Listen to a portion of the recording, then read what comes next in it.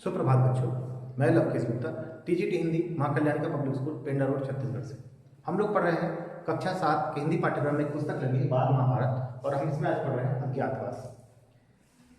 तो हमने देखा था पिछले पाठ में कि जो युधिष्ठिर हैं वो और उनके भाई एक मायावी सरोवर में पानी पीने के लिए जाते हैं और बेहोश जाते हैं। फिर वहाँ पर एक यज्ञ छोड़ते हैं जो युधिष्ठिर से कई सारे प्रश्न पूछते हैं। युधिष्ठिर उनका सही सही जवाब देते हैं और उसके बाद फिर वो प्रसन्न होकर के उनके सारे भाइयों को जिंदा कर देते हैं। और युधिष्ठिर का जो 12 वर्ष का वनवास है पांडवों का, वो पूरा लगभग खत्म होने वाला होता है। और वो वहाँ से उस नगर से निकल के जहाँ वो रह रहे होते हैं वहाँ से निकल के फिर वो जंगल में चले जाते हैं। और 1 वर्ष के अज्ञातवास काटने के लिए वो जो विराट नगर है, ठीक है, मत्स्य देश जो है, मत्स्य देश के जो राजा विराट है, वहाँ उस नगर को चुनते हैं और वहाँ जाकर वो 1 वर्ष का अपना अज्ञातवास छुप कर बिताने का प्रयास करते हैं। तो आइए देखते हैं। सब अपना अपना भेष बदलकर राजा विराट के यहाँ चाकरी करने लग गए। तो विराट ने उन्हें अपना नौकर बनाकर रखना उचित न समझा। अब ये सारे लोग जो है वहाँ पहुंचे विराट नगर में और वहाँ नौकर बनकर रहने लगे। लेकिन जो विराट नगर के राजा थे उन्होंने इन सबको अपना नौकर बनाकर रखना उचित नहीं समझा। हर एक के बारे में उनका ही विचार था कि ये तो रोज करने योग्य प्रतीत होते हैं, ये तो राज करने योग्य प्रतीत होते हैं। मन में शंका तो हुई, पर पांडवों के बहुत आग्रह करने पर और विश्वास दिलाने पर राजा ने उन्हें अपनी सेवा में ले लिया। तो उनको देख करके जो विराट है वो उनको अपना नौकर बनाना नहीं चाहते थे। उनको देखकर तो उन्हें ऐसा लगता था कि ये तो राज करने के लिए बने हैं, तो कोई राजा है, ठीक है, इनके चीज को देखकर तो ऐसा ही लगता है। उनको थोड़ा शक भी हुआ कि ये पांडव तो नहीं, लेकिन पांडव ने अपनी बातों से घुमा फिरा करके बहुत विश्वास दिलाया और फिर उनके यहाँ वो नौकरी पाने में सफल हो गए। पांडव अपनी अपनी पसंद के कामों पर नियुक्त कर लिए गए। पांडवों को जो भी काम पसंद था, अब चूंकि कोई और तो जानता ही था, उनको जो भी काम पसंद था उसमें उनको चुन लिया गया। ठीक है, तुम ये कर सकते हो, तुम ये कर लो।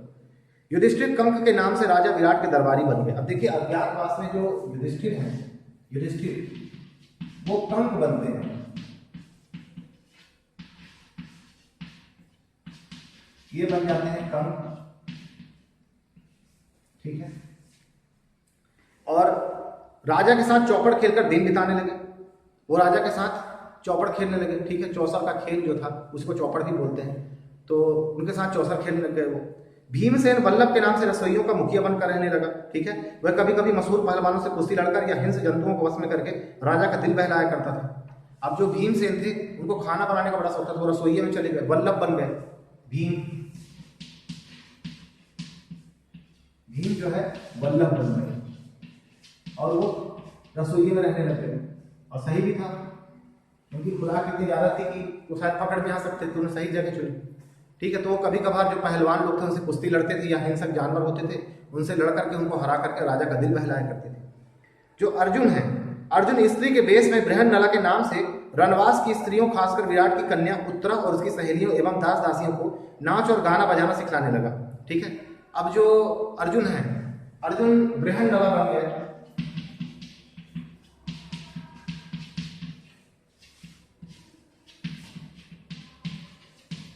अर्जुन बृहन्नला बनकर स्त्री का रूप धारण कर लिया इन्होंने। और ये वहाँ की जो रानियां हैं, जो विराट नगर की जो दासियां हैं, रानियां, खासकर जो राजा की पुत्री है उत्तरा, ठीक है। तो उत्तरा को जो है नाच गाना सिखाना, वहाँ मतलब जो महिलाएं थी सबको नाच गाना सिखाने का काम उन्होंने किया।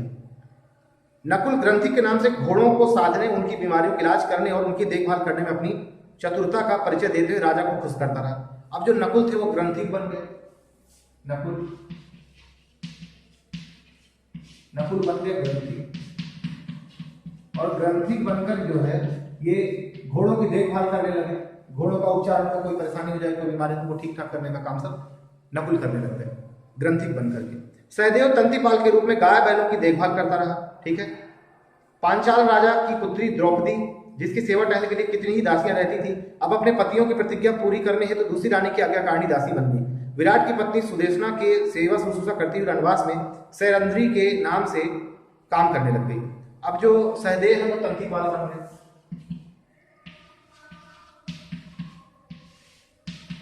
और तंतिपाल बनकर वो क्या करने लगे, गौशाला जो है, गाय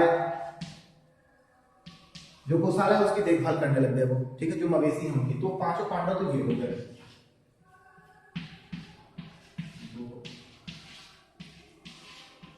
लेकिन उनके साथ उनकी पत्नी द्रौपदी भी थी।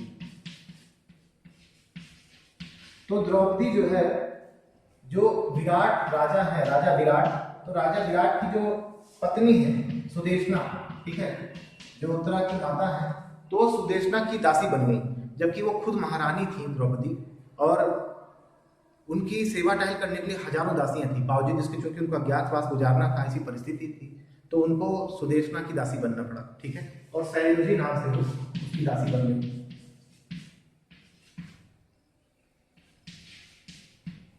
शैलेंद्री नाम से वो उनकी दासी बन गई। तो देखिए कितने बड़े लोग थे, कितने बड़े राजा थे। ठीक है, उसके बावजूद भी समय जब खराब होता है तो उनको भी क्या क्या नहीं करना पड़ता है।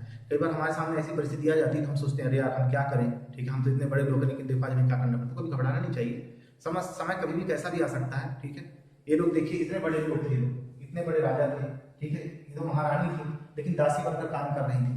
तो हमें ऐसे समय में कभी घबराना नहीं चाहिए। ठीक है, बल्कि हमेशा धैर्य का साथ पकड़े रहना चाहिए। तो रानी सुदेशना का भाई कीचक बड़ा ही बलिष्ठ और प्रतापी वीर था। मत्स्य देश की सेना का वही नायक बना हुआ था और अपने कुल के लोगों को साथ लेकर कीचक ने बूढ़े विराट राज की शक्ति और सत्ता में खूब वृद्धि कर दी थी। अब जो रानी सुदेशना का जो भाई है, देखिए ये बहुत इंपॉर्टेंट कैरेक्टर है इसमें हमारे लिए। ठीक है, एक तो विराट है, विराट की जो पत्नी है वो है सुदेशना।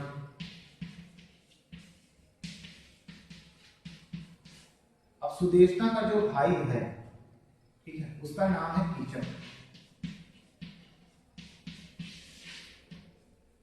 मुख्य पात्र है कीचक, और कीचक जो है वो विराट नगर का सेना नायक है।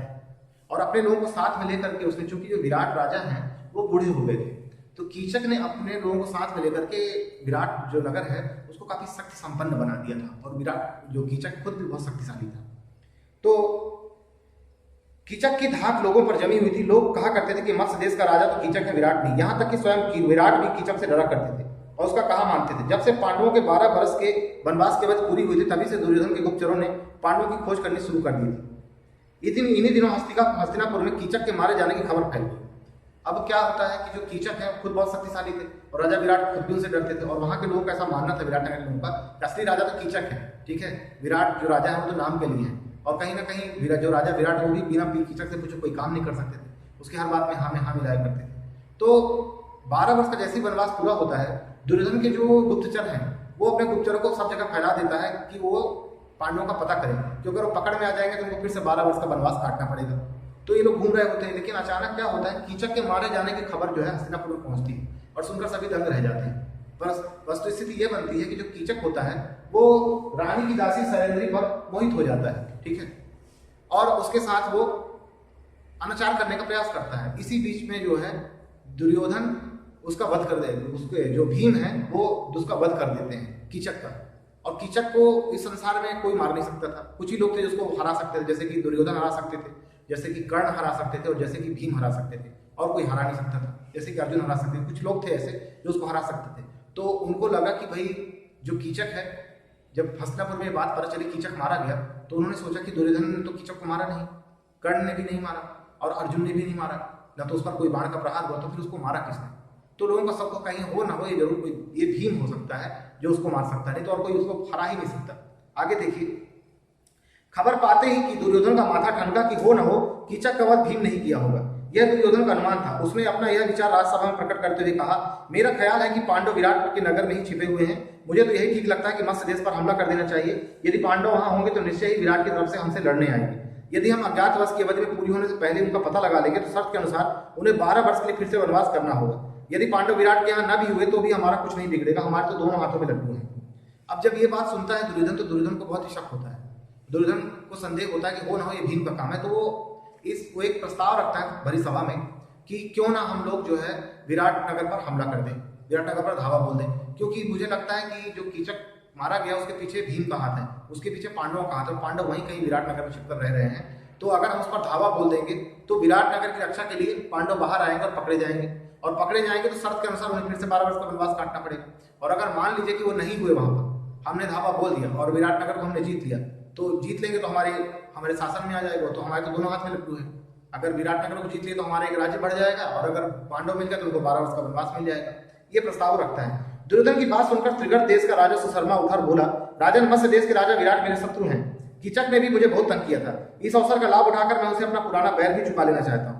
तो दुर्योधन की बात सुनकर त्रिगर्त देश का राजा सुशर्मा, त्रिगर्त एक जगह है, तो त्रिगर्त देश का राजा सुशर्मा था, सुशर्मा उठता और कहता है कि ये प्रस्ताव मुझे बहुत अच्छा लगा, क्योंकि जो विराटनगर के जो राजा है उससे मेरी पुरानी शत्रुता है। अगर आप ऐसा करेंगे तो मुझे उन पर हमला करने का पूरा मौका मिल जाएगा और मेरी जो शत्रुता है मैं उसका बदला भी ले सकूंगा, ठीक है ना, मतलब जो मेरे मन में भाव है उसको मैं पूरा कर सकूंगा। तो वो उस प्रस्ताव पर हामी भरता है, उस पर मुहर लगाता है। कर्ण ने सुशर्मा की बात का अनुमोदन किया। अब जो कर्ण है वो तो दुर्योधन के खिलाफ जा ही नहीं सकते, तो उन्होंने सुशर्मा की बात का अनुमोदन किया कि हाँ बिल्कुल सही कह रहे हैं सुशर्मा। फिर सबकी राय से यह निश्चय किया गया कि विराट के राज्य पर राजा सुशर्मा दक्षिण की ओर से हमला करके, और जब विराट अपनी सेना लेकर उसका मुकाबला करने आए तब ठीक उसी मौके पर उत्तर की ओर से दुर्योधन अपनी सेना लेकर अचानक विराटनगर पर छापा मार दे। तो उन्होंने कहा कि ये बात अच्छा रहा, ये बात बहुत अच्छी रही। तो उन्होंने कहा कि जो सुशर्मा है वो दक्षिण विराटनगर जो है उस पर दक्षिण की तरफ से धावा बोले, और जब सेना लेकर के विराट के राजा बाहर निकलेंगे तो उत्तर की तरफ से दुर्योधन अपनी सेना से उन पर धावा बोल देगा, ठीक है। इस योजना के अनुसार राजा सुशर्मा ने दक्षिण की ओर से मत्स्य देश पर आक्रमण कर दिया। तो राजा सुशर्मा जो है वो उत्तर की ओर दक्षिण की ओर से उन्होंने धावा बोल दिया, किस पर? मत्स्य देश पर। मत्स्य देश के दक्षिणी हिस्से पर त्रिगर्त राज की सेना छा गई और गायों के झुंड सुशर्मा की सेना के कब्जे में आ गए। अब उन्होंने जब धावा बोला तो वहां जो ये वो समय था जब किसी व्यक्ति की जो राजा होते थे उनकी जो शक्ति है, शक्ति का अनुमान इस बात से लगाया जाता था कि उनके पास कितनी गायें हैं। उस समय गायों का बहुत महत्व होता था, ठीक है, और गायों का महत्व तो आज भी बहुत है। अगर किसी के गौशाला में बहुत सारी गायें हो तो बेशक बहुत शक्ति संपन्न होगा वो। क्यों?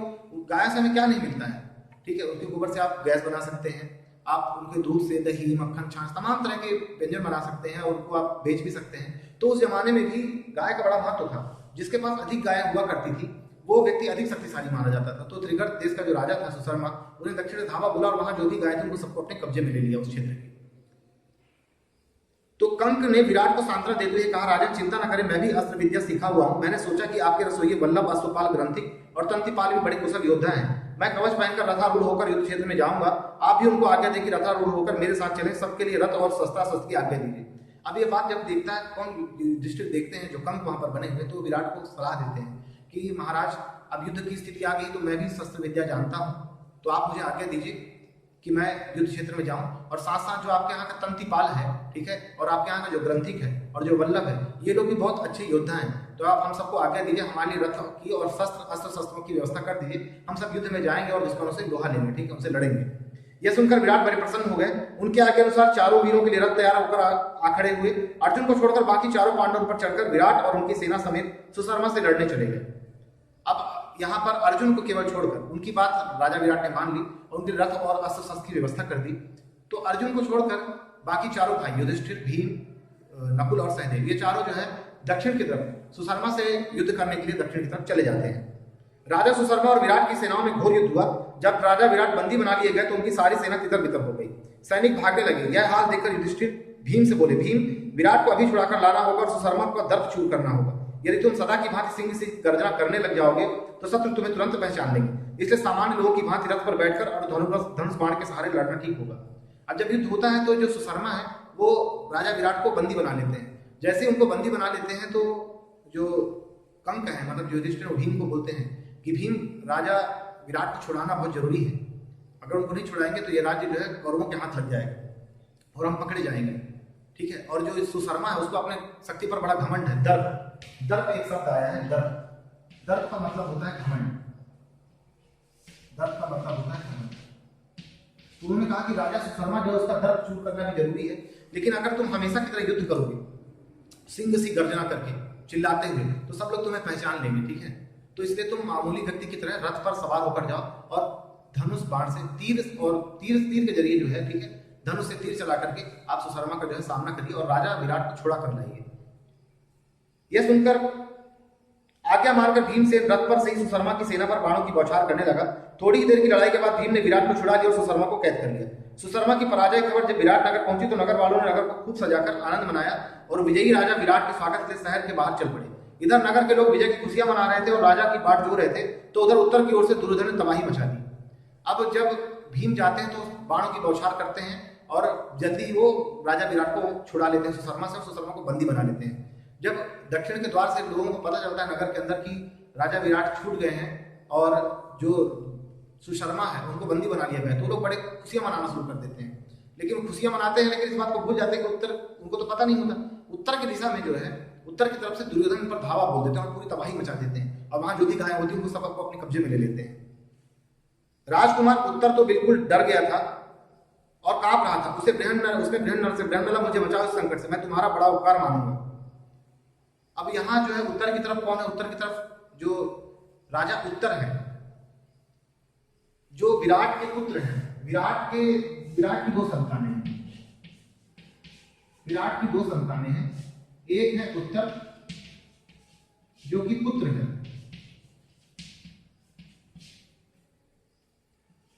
जो कि राजा विराट का पुत्र है उत्तर, और एक उनकी पुत्री है उत्तरा, जो उनकी पुत्री है। तो जो उत्तर है वो बृहन्नला के साथ, बृहन्नला को अपना साथी बना करके रथ के आगे बिठा कर उसका साथी बन जाते हैं बृहन्नला, और वो जाता है युद्ध करने के लिए उत्तर की तरफ। लेकिन जब वो दुर्योधन को देखता तबाही मचाता है, डर से कांपने लगता है और फिर वो बृहन्नला को कहता है कि तुम ही मुझे बचाओ, ठीक है, ये संकट से, तो मैं तुम्हारा बड़ा उपकार मानूंगा। इस प्रकार राजकुमार उत्तर को भयभीत और घबराया हुआ जानकर बृहन्नला ने समझाते हुए और उसका हौसला बढ़ाते हुए कहा, राजकुमार घबराओ नहीं, तुम तो सिर्फ घोड़ों की रास संभाल लो। रास माने वो जो डोरी होती है, रास का मतलब होता है डोरी, घोड़ों की जो डोरी होती है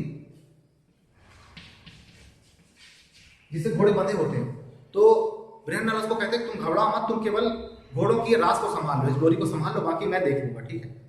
इतना कहकर अर्जुन ने उत्तर को सारथी के स्थान पर बैठकर रास उसके हाथ में पकड़ा दी। राजकुमार ने रास पकड़ ली। आचार्य द्रोण यह सब दूर से देख रहे थे। उनको विश्वास हो रहा था कि यह अर्जुन ही है। उन्होंने यह बात इशारे से भीष्म को जता दी। यह चर्चा सुनकर दुर्योधन कर्ण से बोला, हमें इस बात से क्या मतलब है कि औरत के वेश में कौन है?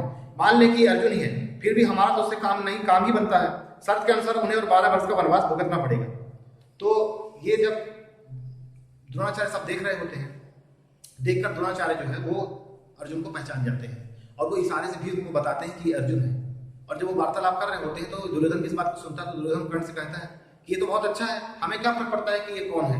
स्त्री के वेश में कोई भी हमारे सामने आ जाए, हमें उससे कोई फर्क नहीं पड़ता। और अगर ये अर्जुन है तब तो और अच्छी बात है, ठीक है। शर्त के अनुसार इनको फिर से 12 वर्ष का वनवास काटना पड़ेगा। अर्जुन ने कौरव सेना के सामने रथ ला खड़ा किया, उसमें गांडीव संभाल लिया और उस पर रोड़ी चढ़ाकर 3 बार जोर से टंकार की। कौरव सेना टंकार ध्वनि से सचेत होने भी नहीं पाई थी कि अर्जुन ने खड़े होकर शंख की ध्वनि की, जिससे कौरव सेना थर्रा उठी। उसमें खलबली मच गई कि पांडव आ गए। अब अर्जुन ने कौरव सेना के सामने लाकर रथ को खड़ा किया, अपने गांडीव पर उसने डोरी बांधी और उसके बाद 3 बार उसको टंकार दिया। धनुष को ऊपर रख के उसकी डोर को खींचा 3 बार, तो उसकी टंकार इतनी भयानक थी, ठीक है, कि पूरी कौरव सेना थर्रा उठी, डर के मारे कांप गई, ठीक है। सभी लोग तितर बितर हो गए, उनके लगा कि अब पांडव आ गए युद्ध करने के लिए, अब तो हमारा बचना मुश्किल है। तो अभी इस पाठ में बस इतना ही बच्चों, इसके आगे वाला पाठ हम लोग अगले भाग में पढ़ेंगे।